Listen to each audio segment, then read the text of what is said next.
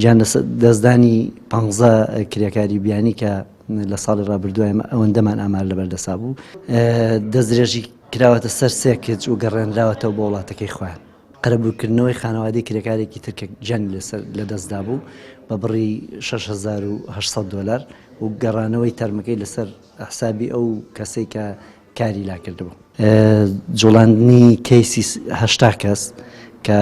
بازرگانیان پێوە کرابوو لە هەرێمی کوردستان یەکێک لەوانە چارەسەرکردنی 120 کەیسی جۆرا و جۆر لە با بڵێن لێسەندنی پاسپۆرت و لێدان و ئیهانەکردن و دەرکردن و ئەو کێشانەی کە بەسەر کرێکارانی بیانیە هاتووە توانراوە کار بکرێت بۆ قەرەبووی 3 کرێکار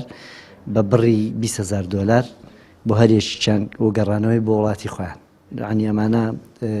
تووشی کارەساتی گەورە بوون ئێمە توانیمانە یەکی 20,000 دۆلاریان بۆ وەرگرین و ڕەوانی وڵاتەکانی خۆیانیان بکەینەوە